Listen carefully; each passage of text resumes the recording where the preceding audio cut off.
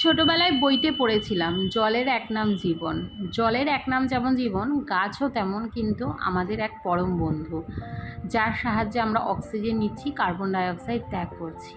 এই গাছ যদি না থাকে পৃথিবীতে, ভাবতে পারছো যে আমাদের জীবন ধারণের কতটা মানে কষ্টকর হয়ে উঠবে। এই গাছের জন্যই কিন্তু আমরা বেঁচে আছি। একটা গাছের তলায় যখন আমরা গিয়ে বসি গরমকালে, আমাদের কতটা ঠান্ডা অনুভব হয়। এই গাছটা, যে গাছটা তোমরা এখন দেখছো, এই গাছটা অনেক ছোট্ট নিয়ে এসেছিল আমার বর। একদম একদম সবে জাস্ট চারা গাছ নিয়ে এসেছিল, আর সাথে এই গাছটা আমার বর গিফট পেয়েছিল রক্ত দিয়ে। আমার বর, তার বরের বন্ধু বান্ধব সবাই মিলে যে রক্তদান উৎসবটা করেছিল, দেখো এখানে স্টিকারও লাগানো রয়েছে, সেখানে কিন্তু এবছর গাছ উপহার দেওয়া হয়েছিল সঙ্গে, মানে রক্ত দিলে একটা করে সবাইকে গাছ দিচ্ছিল রক্তদান শিবিরে।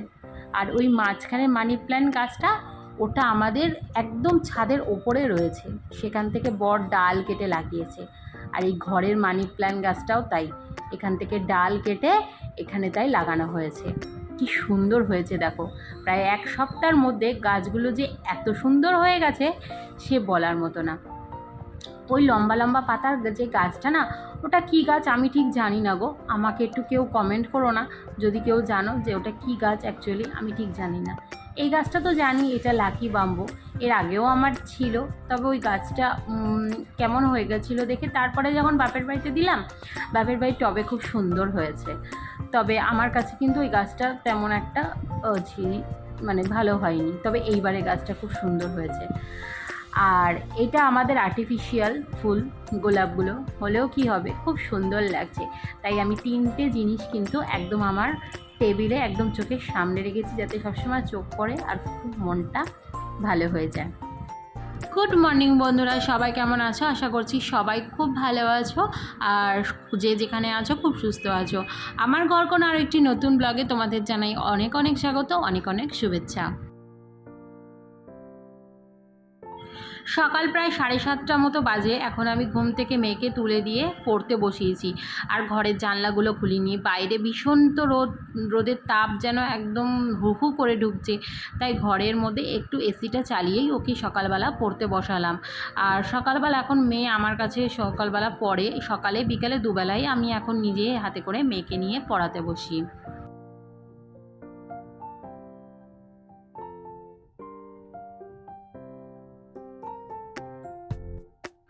মেয়ের পড়া হয়ে গেলে আজ তোমাদের সাথে আমি শেয়ার করব যে আমি মেয়ে যখন স্কুলে চলে যায় কিভাবে মাত্র হাতে গোনা 15 মিনিটের মধ্যে আমার নিজের রুমটাকে কিভাবে ক্লিন করি। অবশ্যই মাসের ডিপ ক্লিন ছাড়া তোমরা যদি ঘরটাকে এইভাবে পরিষ্কার পরিচ্ছন্ন করো, তাহলে কিন্তু তোমাদের ঘর সবসময় ঝকঝকে তকতকে অ্যান্ড ফ্রেশ থাকবে। আগে কিছু বাসন মেজে নিচ্ছি, কারণ আমার না বাসনটা মাজা হয়নি, যেহেতু সকালে আজকে মেয়ের অনেক পড়া ছিল, সেগুলো মেয়েকে রেডি করাতে করাতে একটু টাইম লেগে গেছিলো, তার জন্য কিন্তু আর আমার ঠিকমতো মানে বাসনটা মাজা হয়নি। তাই আগে বাসন মেজে নিই, তারপরে নিজের ঘরটাকে ক্লিন করব। তো এখানে আমি এখন দেখো আগে ফার্স্টে না বিছনাটাকে তুলে নিচ্ছি। বিছানার চাদরটাকে তুলে ভালো করে সুন্দর করে ফ্রেশ করে ঝেড়ে নিলাম। আর বিছানার যে বালিশপত্রগুলো থাকে, সেই বালিশপত্রগুলো কিন্তু আমি একদম ভেতরে ঢুকিয়ে দিয়েছি, মানে আমাদের তো বক্স খাট, সেই বক্স খাটের ভেতরে আমি বালিশগুলোকে ঢুকিয়ে নিয়েছি।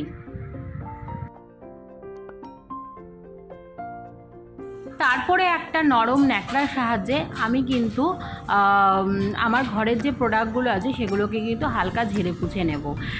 সবসময় তোমরা ইউজ করবে একটা নরম সুতির কাপড় বা নরম তোমার যে রুমালগুলো হয় সেরকম টাইপের রুমাল, একদম তাহলে না জিনিসের ভেতরে কি বলো তো দাগ হয় না। দেখো আলমারি, শোকেস, আমাদের অনেকের অনেক ঘরে অনেক ধরনের জিনিস থাকে, তো যার যেটা সামর্থ্য সেই অনুযায়ী জিনিস কেনে। এবার সেই সব জিনিসগুলো যখন তোমরা কোনো হার্ড কাপড় দিয়ে ঘষে ঘষে পরিষ্কার করবে, সেটাতে না কি হবে জানো তো, দাগ হয়ে যায় অনেক সময়। তো তোমরা সব সময় চেষ্টা করবে একদম নরম সুতির কাপড়, যখন ধরো কোনো কারো শাড়ি ছেঁড়া বা কারণ তোমার ধরো তোমরা নাইটির কাপড় ছেঁড়া, মানে একদম যেটাই করো না কেন পরিষ্কার একদম নরম কাপড় দিয়ে আলতো হাতে পরিষ্কার করবে।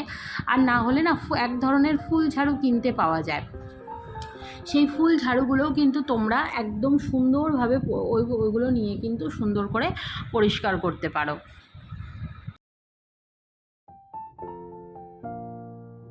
তোমরা কতটা বাস্তুস্বাস্থ্যকে কি মানো আমি জানি না, তবে আমার মনে হয় বাড়িতে ফ্যামিলির লোকজনকে যদি খুব সুন্দরভাবে ভালোভাবে রাখতে চাও, খুব মানে সুস্থ রাখতে চাও, তাহলে এই প্রত্যেক দিনের ঝাড়পোছ করাগুলো কিন্তু খুবই প্রয়োজন। যদি এইভাবে তোমরা তোমাদের নিজেদের প্রত্যেক দিন বেডরুমটাকে, নিজের বারান্দাটাকে, নিজের রান্নাঘরটাকে সুন্দর করে পরিষ্কার পরিচ্ছন্ন করে রাখো, তাহলে একটা সুন্দর পরিবেশ, একটা সুন্দর মন, একটা সুস্থ পরিবেশ কিন্তু গড়ে ওঠে এবং পরিবারের মানুষজনও কিন্তু খুব সুন্দর স্বাস্থ্য ভালো থাকে। অনেকের বাড়িতেই কিন্তু ছোট বাচ্চা রয়েছে, বাচ্চারা দেখবে বোঝে না, তারা এখানে ওখানে কিন্তু হাত দিয়ে ফেলে, আর সেই হাত কিন্তু মুখে যায়, তারপরে কিন্তু পেটে নানান ধরনের কিন্তু ইনফেকশান হয়।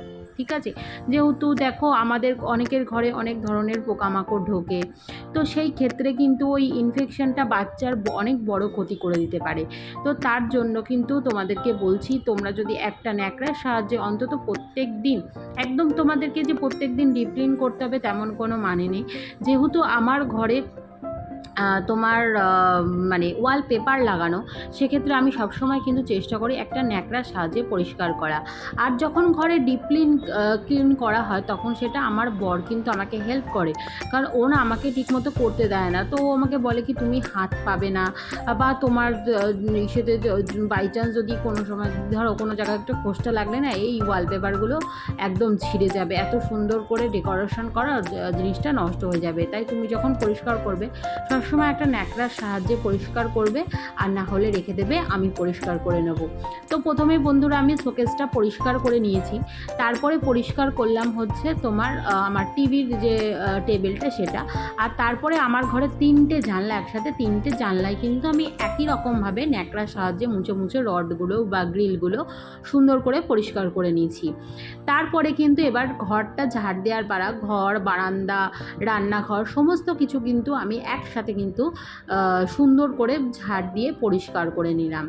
জানো তো বন্ধুরা, আগে বিয়ের পরে না আমার না মানে সারাদিনে একবার ঘর ঝাড় দিলেই হয়ে যেত, কারণ যেহেতু তখন আমার মেয়ে ছিল না, আর আমার ঘর দোর কোনো সময় তেমনভাবে একটা নোংরা হতো না।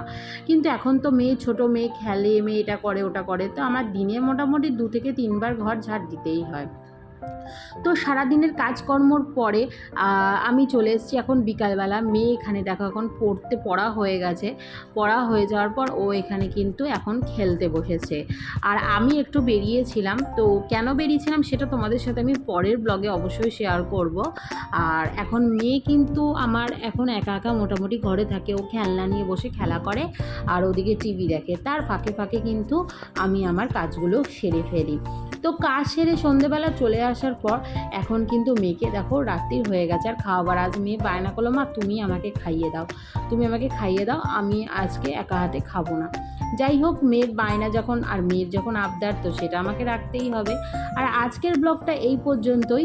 একদম কেমন লাগলো মানে ডিপ ক্লিন ছাড়া ব্লগ তোমাদের, অবশ্যই তোমরা এটা বাড়িতে নিজেরা ফর্মুলাটা অ্যাপ্লাই করবে, দেখবে তোমাদের কিন্তু অনেক কম সময়ের মধ্যে কিন্তু কাজটা হয়ে যাবে, আর ডিপ ক্লিনের সময় কিন্তু তেমন কোনো তোমাদের হ্যাপা থাকবে না।